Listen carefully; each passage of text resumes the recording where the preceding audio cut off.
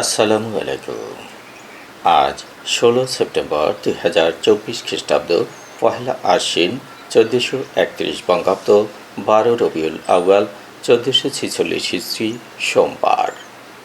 সংবাদ পাঠ করছি মনির হোসেন কামাল। প্রথমেই শুনবেন সংবাদ শিরোনাম।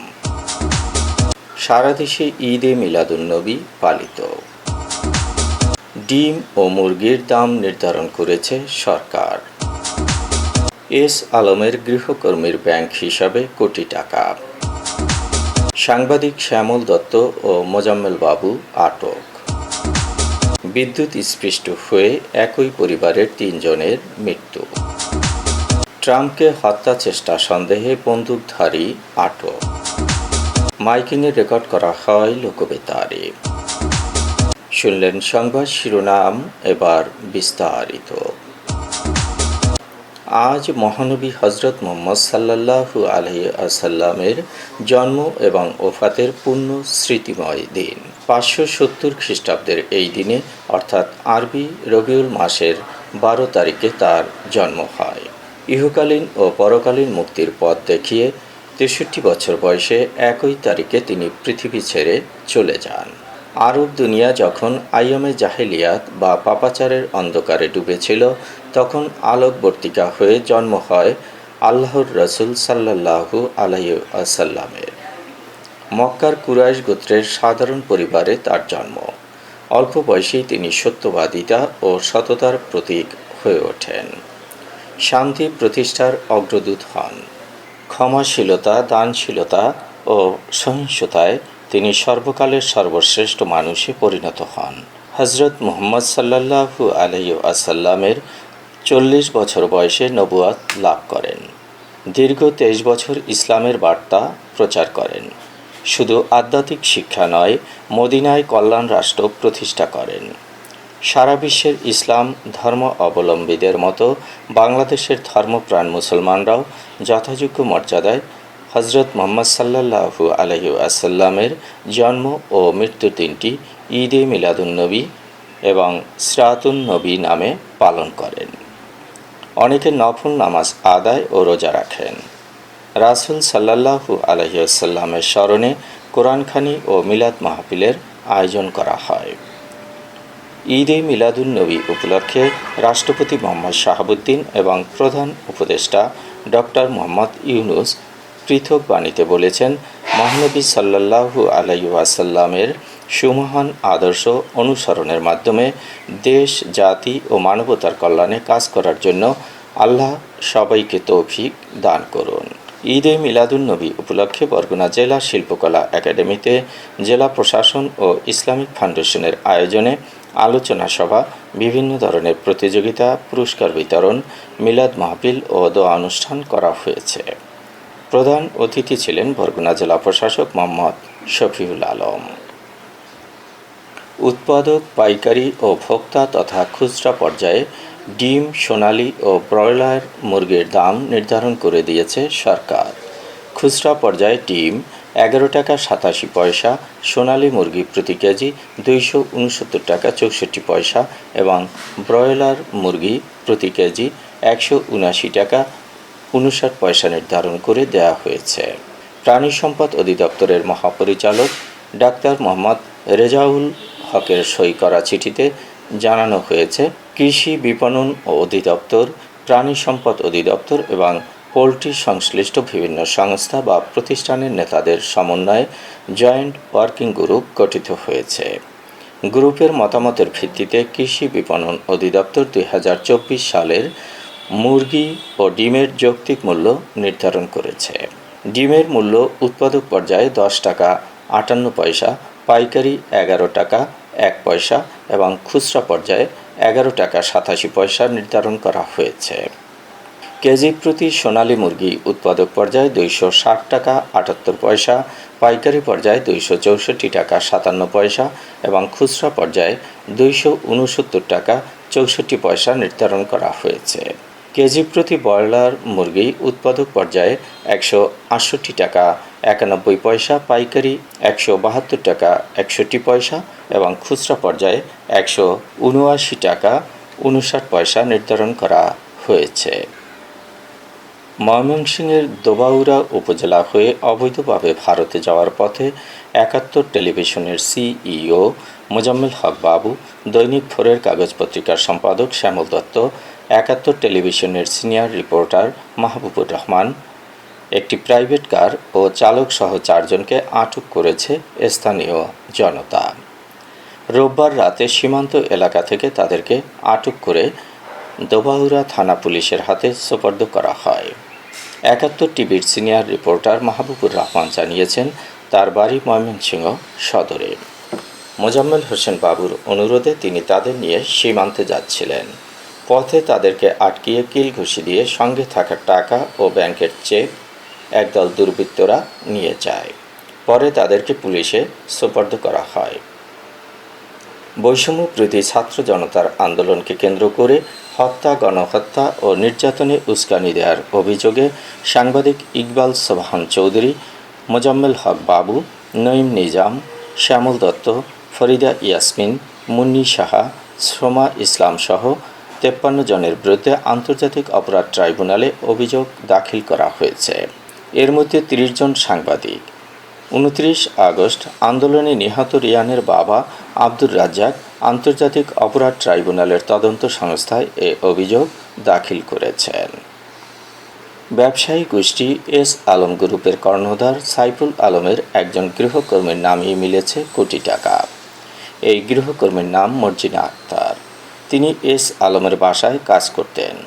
জাতীয় রাজস্ব বোর্ডের কর অঞ্চল ১৫ এর একটি অনুসন্ধানী দল এস আলম পরিবারের কর ফাঁকির বিষয়টি তদন্ত করছে। তদন্ত চালাতে গিয়ে মর্জিনা আক্তারের নামে খোলা ব্যাংক হিসাবে এ অর্থ পেয়েছেন। চট্টগ্রাম শহরে ইসলামী ব্যাংকের পাঁচলাইশের এসএফএ টাওয়ার শাখায় ২২টি স্থায়ী আমানতের মাধ্যমে ১ কোটি টাকা গচ্ছিত রেখেছেন গৃহকর্মী মর্জিনা আক্তার। এসব স্থায়ী আমানত খোলা হয়েছে চলতি বছরের ৪ ফেব্রুয়ারি। শুরুতে প্রতিটি এফডিআরে গড়ে ৪.৫ লাখ টাকা করে রাখা হয়। এখন প্রতিটি এফডিআরের বিপরীতে সুদসহ ৪,৭০,৯০৩ টাকা জমা হয়েছে। সেই হিসেবে ইসলামী ব্যাংকে মর্জিনা আক্তারের ২২টি এফডিআরে জমা আছে ১,৩,৫৯,৮৬৬ টাকা। এছাড়া চট্টগ্রাম শহরের প্রবর্তক মোড়ে অবস্থিত ফার্স্ট সিকিউরিটি ইসলামী ব্যাংকের একটি শাখায় মর্জিনা আক্তারের আরেকটি ব্যাংক হিসাবের সন্ধান মিলেছে। হিসেবটি ২০১২ সালের জানুয়ারি মাসে খোলা হয়। গত ২৭ আগস্ট পর্যন্ত ১২ বছরে এ হিসেবে ১,৮৪ লাখ টাকা লেনদেন হয়েছে। এস আলম পরিবারের চট্টগ্রাম শহরের সুগন্ধা আবাসিক এলাকায় অবস্থিত বাসভবনে মর্জিনা আক্তার এক যুগেরও বেশি সময় ধরে গৃহকর্মী হিসেবে কাজ করছেন। ইসলামী ব্যাংক বাংলাদেশ ও ফার্স্ট সিকিউরিটি ইসলামী ব্যাংক দুটোই এস আলম গ্রুপের মালিকানায় ও নিয়ন্ত্রণে ছিল। ফার্স্ট সিকিউরিটি ইসলামী ব্যাংকের চেয়ারম্যান ছিলেন এস আলম আর ইসলামী ব্যাংকের চেয়ারম্যান ছিলেন তার ছেলে আহসানুল আলম।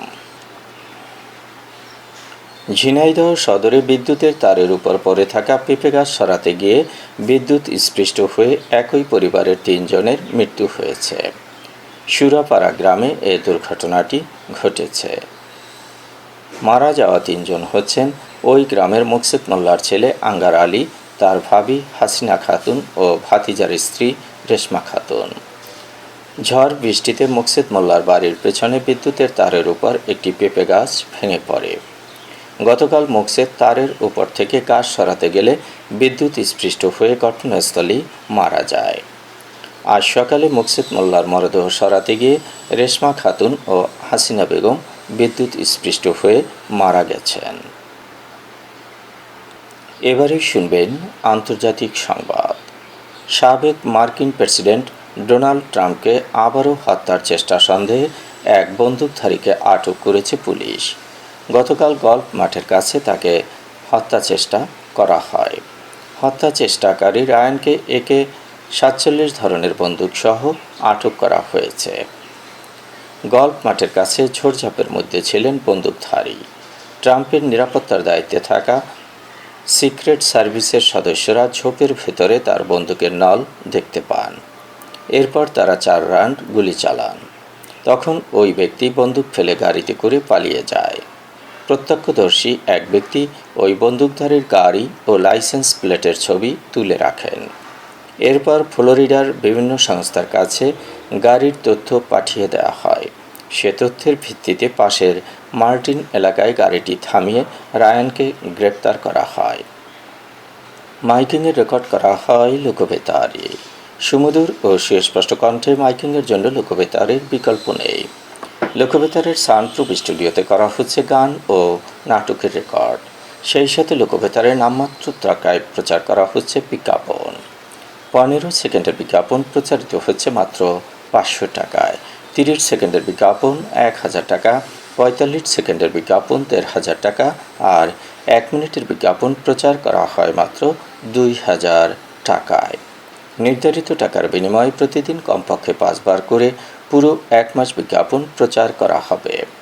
মাইকিং ও বিজ্ঞাপনের জন্য যোগাযোগ করবেন 0-1-755-6-445 নম্বরে। এবারই শুনবেন আবহাওয়ার খবর।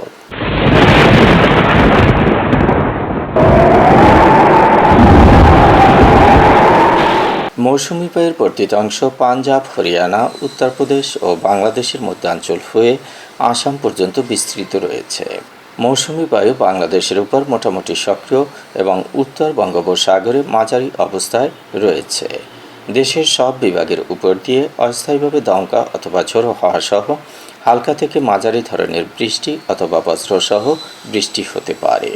সেই সঙ্গে দেশের কোথাও কোথাও মাঝারি ধরনের ভারী থেকে অতি ভারী বর্ষণ হতে পারে। আজ দেশের সর্বোচ্চ তাপমাত্রা ছিল সিলেটে 33.6 ডিগ্রি সেলসিয়াস এবং সর্বনিম্ন তাপমাত্রা ছিল যশোরে 23.1 ডিগ্রি সেলসিয়াস। বরগুনার সর্বোচ্চ তাপমাত্রা 28.5 ডিগ্রি সেলসিয়াস, সর্বনিম্ন 24.5 ডিগ্রি সেলসিয়াস। আগামীকাল সূর্যোদয় হবে ভোর 5:46।